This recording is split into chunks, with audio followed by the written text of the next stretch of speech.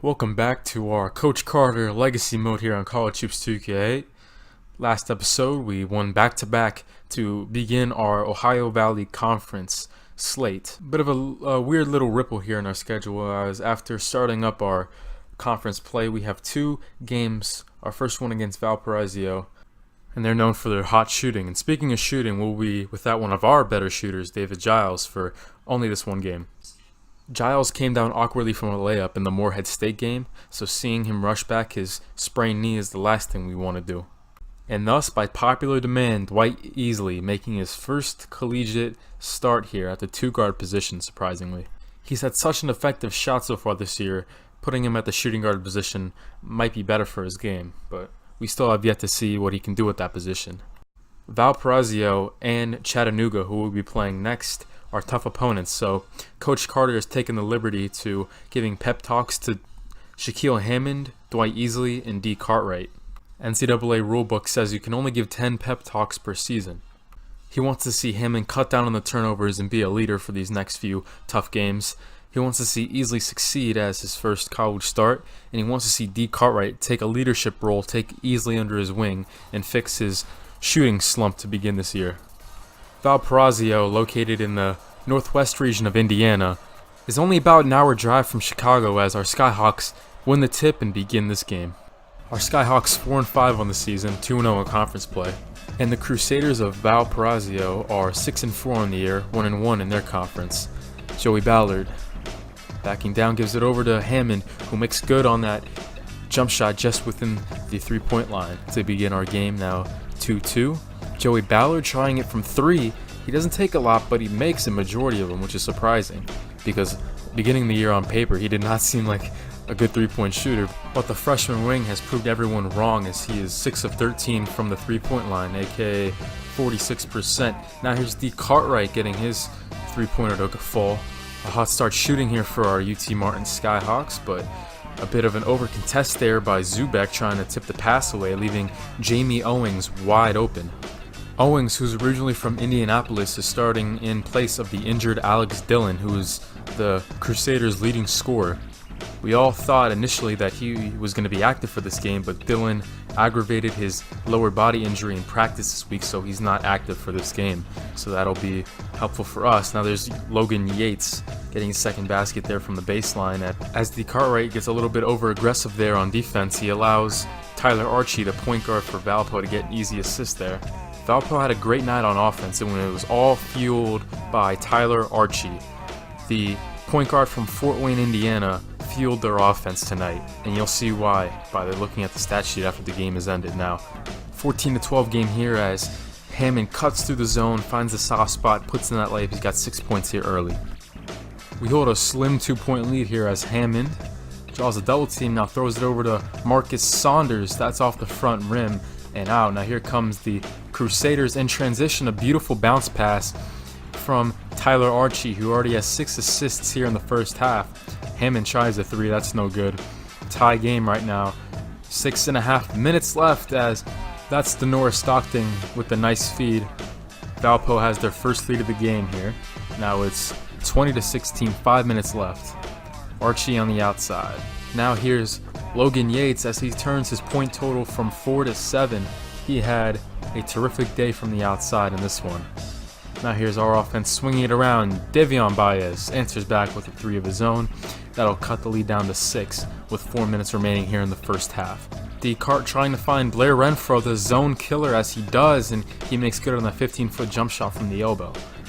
Blair Renfro, we just put him in whenever we're facing the zone, and he kills it.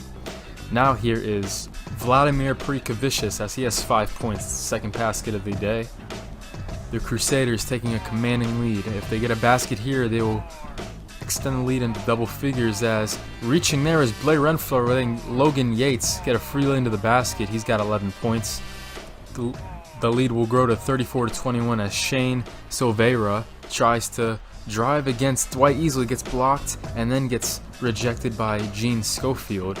Now here comes our offense as Schofield pump fakes, and he gets his shot rejected. Logan Yates returning the favor, but the reversal gives to Easley. Fouled on the jump shot.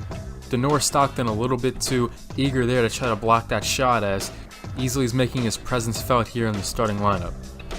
Now, here comes our offense trying to get the last shot of the half. The ball reversal goes to Hammond, who will get the friendly bounce, cutting the lead to single digits, 8 to be precise.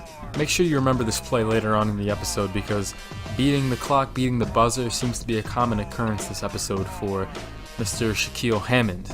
This is as good a time as ever to bring up that Tyler Archie has 9 assists. He is on pace to break the school record of 16 for Valpo, set by John McIlvain back in 1983 against University of Illinois Chicago. Logan Yates and Jamie Owings are in double figures for the Crusaders. For our side of things, Shaquille Hammond has 8 points, leading our team in that department. Zubek, Easley, and Ballard have also chipped in 4 points respectively. Immediately out of the half, Logan Yates left wide open, but that one's no good. But Chris Colston, who's been a little quiet today, he puts that in. He's got 6 points now, and the lead swells back to 10. Colston beats Joey Ballard on the cut inside, and Tyler Archie's already in double figures in terms of assists with 10. Logan Yates, another 3, no good, but this time it's Jamie Owings corralling that rebound and putting it in for another score off of a second chance opportunity. Definitely a rough stretch here to begin the second half for our Skyhawks. Valpo was clicking on all cylinders, inside, outside. They got anything they wanted on the offensive end. Like here's Jamie Owings off another assist from guess who? Yeah, Tyler Archie, the man orchestrating it all. 48-29, the lead is almost at 20 as Shaquille Hammond pulls up from way downtown off of a nice pass from Easley. But with no hesitation, Owings puts in a layup to quiet any little momentum we might have gotten from that bomb. Hammond again inside, dishes it down, a beautiful bounce pass, fitting that in through traffic, threading the needle. A shot from Hammond setting up Zubek on the layup, but here comes the Valpo offense as Joey Ballard tries to go for the steal, but he leaves Logan Yates another 3-pointer for him, mark it up on the stat sheet. Shaquille Hammond would not go away quietly as he receives the pass. He wants to ISO against Chris Colston as he goes up for the tomahawk slam. He struggled with ISO ball earlier in the year as he had trouble maintaining possession, but I like that move right there. A quick little pump fake, drove right past him, and the bench is loving it. Hopefully that'll provide a spark for us. As it's now 53-36, Logan Yates trying to drive baseline, but there's another play by Joey Ballard on defense. He takes another charge here early on in the season. We all know that Joey Ballard loves to play defense, and I believe Coach Carter's pedigree of doing the little things seems to be rubbing off on the Skyhawks, as this was not a team last year who made those kind of plays, taking charges as Easley makes a 3 there. He's 1 for 4 in the game. Here's Cartwright, throws it into AJ Sullivan, working the ball around as there's Hammond from 16 feet. He now has 15 to his name on the game as he jays Denora Stockton right there trying to close out. Another one from mid-range? Yes, this one goes off the back rim and that's good, easily with his second assist. And we also forced a turnover here, an errant pass as D. Cartwright with another basket to Shaquille Hammond. That's back-to-back for him now, as maybe we can finally start to force some more turnovers, as that was a struggle for us in the first half. We do not force many turnovers at all. As Saunders with a nice pass from Zubak, he hesitates for a second as that allows Logan Yates to get the block on him, as he's also running the floor, gives it to Denora Stockton, who draws the foul in the end one on AJ Sullivan. 61-45 game. Easley drives to the baseline, puts up the baseline J as he gets the friendly roll. That's 9 points for him now. But this allows the Crusaders to have numbers as Prekavicius is wide open from 3 in transition as they beat the press with ease, as that's been a common occurrence today. Our press has not been very effective. The lead is now up to 17, 20-point game. Logan Yates, 17 points. 71-47 game. The lead is slowly starting to increase. Now here's Hart from the baseline, the backup point guard. That's good. Tyler Archie's up to 14 assists now. He just needs 3 more to tie the record with 3:41 remaining. He is very close to breaking a school record that's lasted for 35 years. Now here's Zubek. Offense looking a bit stagnant against the zone as not even Hammond can get that to go, but he does not give up on the play. Drop steps, he puts that in. As he has 21 points to his name on the day. Davion Baez cannot get that 3 to go. Valpo has numbers. Tyler Archie leading the break, throws it over to Hart, gets fouled, and won. The foul goal on Marcus Saunders. That is the school record tied. Tyler Archie would finish with 16 assists. He would tie the record. He would not break it, but very impressive showing as Archie had orchestrated this whole offense. Nothing much more left to do but then just to dribble out the clock as Hammond would get this three to fall in the face of Hart. 85-60 ball game would be our final. You see there's another buzzer beater as I talked about earlier from Shaquille Hammond. Keep an eye on that, his buzzer beating shots. 3 players were in double figures for the Crusaders. Colston and Yates with 17 points to each of their names, as Colston had 13 points in the second half and Yates would connect on 3 tray balls for the whole game. Jamie Owings also had 18 points, their leading scorer. Hammond had 24. He would lead the way with us, but his great performance was in vain as we could not compete with these guys. Easily had 9 with some shaky shooting, but just overall, without David Giles, we just were not very deep this game as our bench performance was awful, as the only guy who got over 5 points was Saunders, who was 2 of 10 from the field. But David Giles' absence will no longer be an issue, as against Chattanooga he will be 100%. The Chattanooga Mocs are led by Ron Chapman and Caleb Finnegan, providing one of the better backcourts in the Southern Conference. They have some key players in other positions like the athletic forward Scott Polite, the 6-man David Vincent, and the defensive specialist Mamadou Adifi. Despite the fact that we're at home for this game, we're still the underdogs, but that seemed to be what Coach Carter wanted for this group of players. Whether we're facing a Power 5 school like Tennessee, how we faced them early on in the season, or a team like Chattanooga, who's a pretty talented mid-major school, he wanted to make sure that we were facing talent every time we stepped on the court, with a few exceptions. Getting the game underway is Ron Chapman, the sophomore. He makes good on a bucket from the baseline. Our Skyhawks look to replicate that on offense as David Giles, a little welcome back there to the lineup as he, on his first attempt from the field, gets an and one. Shaquille Hammond giving a little fist bump there as he's happy to see him back. Now Hammond drives in a similar fashion, gets that to go except without the foul, but does get that to go from underneath. Now 7-2, another hot start for us, but against Valpo we started hot but could not get the win there. But now here's an and one from Hammond. And once again we are very hot from the field to start this game, just like the last game, but we definitely want a different outcome in this one as Giles tries to isolate. Now an and one from him too.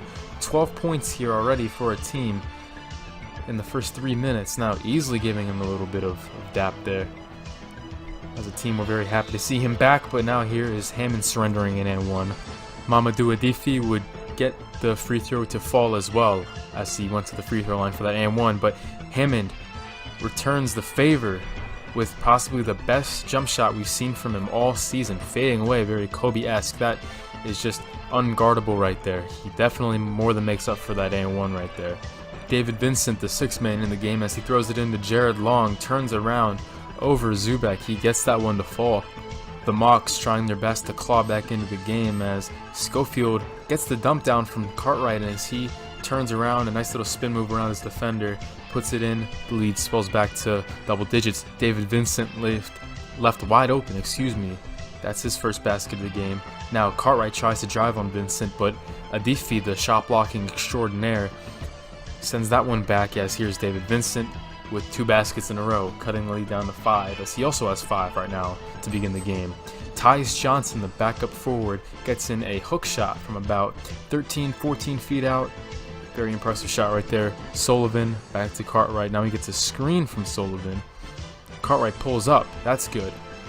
I'm very happy to see Cartwright make a shot as he's been struggling from the field. Lots of inconsistencies from him early on in the season, but returning the favor is Jared Long. Assisting was Tyus Johnson, but a steal from Cartwright. Now we're trying to run the break, but Schofield gives it right back. Elliot Cranford getting the steal. Alan Warwick tries to come back, but that's blocked by Schofield as he more than makes up for turning the ball over, and this will eventually lead to another basket for Cartwright. 22-27 game. Now the lead is down to 1 possession. A 3 could tie, as that's what they get, a clean look from Caleb Finnegan, who has 5 points here early. They would eventually take the lead. Now it's 29-27. Trying to dump it down again was Cartwright, but that's a turnover. This will lead to an and one. Alan Warwick making good on that layup. The lead now is up to 4 for the Mocs, as Alan Warwick would not make the free throw. A steal for Marcus Saunders, the freshman to senior connection there, as he throws it up to Hammond, who's now in double figures. 11 points for him in the first half alone. Tyus Johnson again, he has 6 points. He's only averaging 2 points a game on the season, so he's already tripled his average. Caleb Finnegan with an assist over to Ron Chapman with the half winding down. Easily hands it off to Hammond with the buzzer. Yes! We'll have to check if we got that off in time, as it is a 3-point game if it stands, and it would eventually stand. So 35-32 at the half. A well-balanced game here for the Mocs. 7 players have marked at least 4 points for them, and all out attack is their game, but it's a complete 180 for us. We have Giles and Hammond, and other than them, we really don't have a lot of offense right now. Comparatively, we only have 3 players that have marked at least 4 points, and Cartwright's the only other one. So maybe we need to spread out the attack a little bit more. We'll see. Second half starting. Hammond trying to drive against the zone. He gets his pocket picked by Adifi. Running in transition, Caleb Finnegan. He finishes the layup, but easily landed a little bit awkwardly trying to contest the layup. He fell into a cameraman, but he seems to be in good spirits. He's pointing at the camera. He seems to be all right. So now Ballard, Joey Ballard with 4 steals, as he marks one there, as Ballard will also assist on the Easley layup here, as he had a little give and go action here with Easley. He received the pass and just looks like he told Easley to cut right to the basket, fit it in there, and now the lead is back to 1. And now here's a steal. Shaquille Hammond with another thunderous jam here. He had a poster dunk against Valpo, and now he has one on the Chattanooga mock defender after a steal. Two-handed flush here. Let's get another angle on that. Yeah, a lot of oohs and ahs from the crowd from that one, but the very next play, easily tips it. Hammond with a spin. Fadeaway. Another one. Hammond now with 20 points already, as our UT Martin Skyhawks have taken the lead now with 13 minutes remaining. But immediately after, starting the layup was Easley, as Caleb Finnegan scores. Later on, we would see that they beat the press here. Floyd Zubek cannot draw the charge on Adifi, as in transition he gets that layup to fall. That will cut the lead down to 3. Later on, less than 10 minutes remaining now. Easley with a beautiful Chris Paul-esque dime right there up to Marcus Saunders, freshman to freshman. And then a turnover forced on Jared Long. The momentum starting to change in our direction, as our Skyhawk defenders are loving it. All the mayhem that they're creating with their press. But maybe quieting some of the momentum is Scott Polite with that jam off of the offensive rebound. Nothing polite about that dunk at all, as that was full of anger and aggression. That's why Scott Polite is known as a very bouncy and athletic forward. Now here's Ron Chapman left open. Blair Renfro having a very ugly game on the defensive side of the ball, as now the 3-point lead has swung in their direction. An ill-advised 3-point shot from Cartwright trying to tie it up. Now they are running in transition. Alan Warwick gets that layup to fall. David Vincent with 6 assists off the bench. 60-55 game. Joey Ballard trying to answer back. That's off the front rim, but we seem to be falling in love with the jump shot a little bit too much now, as there's David Giles who can't get to the fall as well.